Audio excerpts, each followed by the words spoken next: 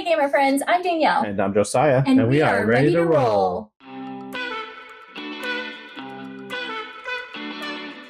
We're going to be talking about a subject today that we thought was a very interesting topic. Yeah, we had a really neat conversation one day, and I put this down as one of our possible video subjects. Yeah. And we've kind of been, I've kind of been thinking about it for a little bit. Yeah, you did some research on it I too, which did. we'll talk about. Mm-hmm. Yeah, today's video is going to be life skills that board games teach us.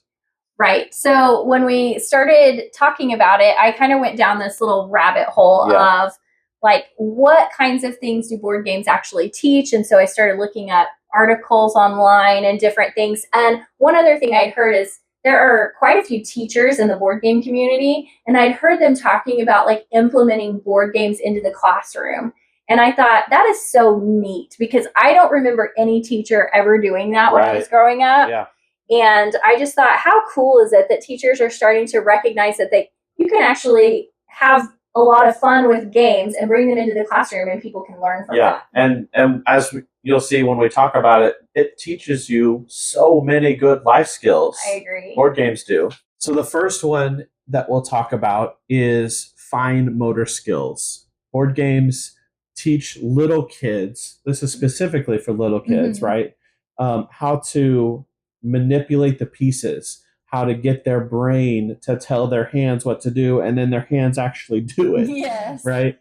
That's a skill that we don't often think about, but when you work with small children, it's something that you have to work on a lot. You know, it's that, okay, you're picking up the ball and you're kicking the ball and you're jumping over this or whatever that is that are motor skills. And then the fine motor skills is like that manipulation, like he was talking about. Of small things, you know, like and being able to manipulate them well. Right. Great tool. It is.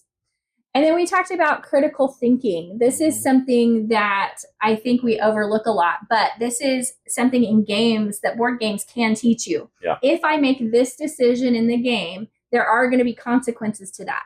Some of them are going to be good consequences. You know, maybe I get this resource or whatever, but some of them could be negative consequences, or just I'm choosing this path. Right. And that means I'm not choosing this path, and just learning those types of things. And what does that mean for the game? Yes, and future turns. Future turns, and also just being able to think through several steps. Right. You know, is another thing that board games can teach you, and what a great skill that is. I mean, that's applicable to all of life. I agree. Like we've come across, you know, adults in our life who I'm like, just think about the next step. Yeah. Like, okay, you've thought about the first step. You've thought about the first step, but what comes after that? And it's just like learning how to take that next step is actually pretty important. Yeah. And so that's a good skill. Yeah, and it seems to be an ever decreasing skill in our world today. And so teaching your kids those critical thinking skills through board games when they're having fun. Mm-hmm. Like, what better way is there to do it? Yeah, where the consequences are not. They don't mean anything. Yeah.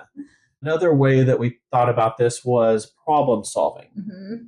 And so you had talked about the first sort of problem solving that we kind of do in game fashion is memory. Yes, when you have a little kid and you I think that's one of those games you can play with a 3-year-old. You know, you flip this card and you flip this card. Do they match? No. So we put them back down. Now, can you remember where that was? Where was the shoe? You know, that kind of thing. Yeah. I've talked about also deduction games. Mm-hmm. So problem solving on a, you know, more advanced level, you know, is you've got this clue and this clue and this clue and this clue. Can you put the puzzle together? Mm-hmm. And you've gotten those clues at different times. It's not like you have all of the puzzle pieces all at once. And so you're trying to put together that problem of, okay, does this work even? Mm-hmm. You know, and thinking through that, it's just such a great tool. It is, and it makes you feel so smart. Yeah. When you've put all the pieces together. That's right. When you finally figure out the answer, you've deduced it down to what it can be, and it's like there's some reasoning skills that you have to do that. And I just love the satisfaction that you get from actually putting everything together. Right, and that again goes along with that thinking through things in just in life, which is. Again, a great way to teach it in board games, having fun. Next is cooperation, because there are a lot of cooperative games. I think over, I don't know, the last 15 years or so, there's been just this huge uptick in cooperative games. And I know some people don't like to play cooperative games because there's sometimes people who like to take over the game and like tell everybody what they're going to do on their turn. And people don't like that. No. And I thought, what a great skill that needs to be learned when you're young. Yeah, if you can play cooperative games with kids and teach them, okay, you don't get to decide for them what they do. We're working together to do this. Yeah. And also those people who like shrink back in cooperative situations where maybe they don't want to speak out or have an idea about something. Yeah. That would be a good, safe way to like teach them how to engage in those types of scenarios. Yeah, bringing both of ends of that spectrum into the middle where we're working together and cooperating. Right. Is a great skill to have. Man, think of what our world would look like if we could actually come together a little bit more. I don't know. Just throwing that out there. Yeah. Another thing that we thought about that board games teach you is how to pick up and read body language. Mm-hmm. Yeah. For little ones, you are learning body language. You're learning, oh, that person's getting upset or whatever. Like you can start to kind of figure that out, and they learn those things based on, what's going on in the game. Yeah, absolutely. And you had talked about evidence of this on a grander scale with watching professional poker players. Yes. And how they have to try and hide their tells by wearing the hat or the hoodie and the glasses, and because we learn and we speak so much through our body language. Yeah, they're actually trying to do the opposite and not show you any of those things. Yeah, which tells you how much we speak through our body language. Because we don't even mean to. Yeah. We just do. And board games help you kind of pick up on those cues. Yeah. Sometimes you don't even realize how much you're picking up on it until it comes into play like that. Yeah, that's true. And then, of course, just regular like math or history, subjects like that, practical things where you might learn something because you read it on a card. Yeah. Like in FinSpan, don't they have those little facts about the fish? You're like, hey, did you know? It's just a fun way to actually learn things. And that's that whole bringing board games into the classroom thing where I'm like, that would be a fun way to learn about a subject. Absolutely. Or teaching math through, adding up your victory points, or, sometimes you have these multipliers that and it just, helps you refresh and teach math. Yeah, because how many of us need that refresher on a pretty regular basis? Exactly. Me too. Next is how to take turns. Right. Now, this is not so applicable to adults. Most adults are, fine taking turns, mostly with kids, but it would be such a good teaching tool. Help kids learn how to take turns, because that is not inherent. No, it isn't. As kids, we believe the world revolves around us. Yes. Right? That everything should do and be what we want it to do and be. That's right. Right? But as adults, we know that's not the case. That's not true. Right? And so teaching a kid to wait for their turn. Like, no, it's their turn right now. You don't get to take your turn. You have to wait for them. And now it's your turn. Right. It's kind of like the immediate gratification, like denying that immediate gratification. Like you're going to get to your turn and you have to wait. And I know a lot of adults who probably never learned that skill of not immediately gratifying whatever you want in that moment. Right.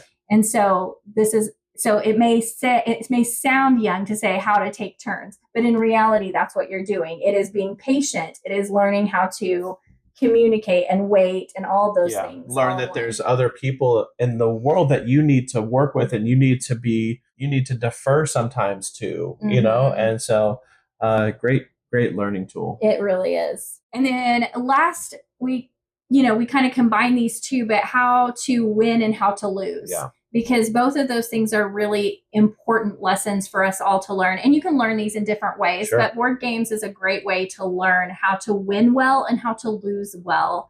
Maybe focusing more on, hey, we're having a good time together, and focusing on, persistence. Okay, you lost that game, but you're going to play it again and we're going to try and see if we can beat our last score or whatever the case is. and you're being persistent and looking at that, like you've improved over time. Yeah. Look at where you started and where you are now. It's a lot different, you know, being able to focus on those. Yeah, learning to try different strategies, you know. And then this is one that as an adult that it's taught me not how to win.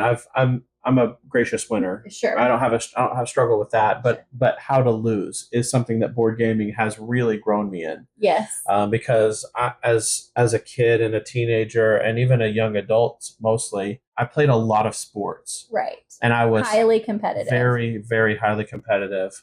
And I was pretty good at them. I didn't lose very often. Right. And so I never really learned how to lose well.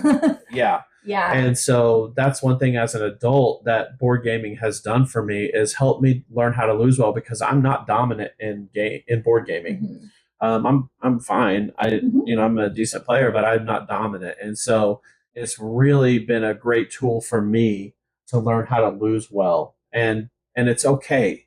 Right. You know, it's okay that you lost, right. You know, like you said, there will be another game to try. Right. Exactly. You know, and so it's just been really, really cool and interesting for me to learn that as a life skill as an adult through board gaming. Right. And you would hope that you would be able to learn some of those things as a kid. Yeah. But, you know, just circumstances or whatever, it wasn't something that was naturally taught to you. And so it was like, oh, that's interesting that you can get so much from board gaming. Yeah, absolutely. Yeah, so this was just a really interesting discussion, I think, about, you know, just different life skills. Maybe you guys can think about other life skills that you have learned from board gaming, or you could see children learning in board gaming.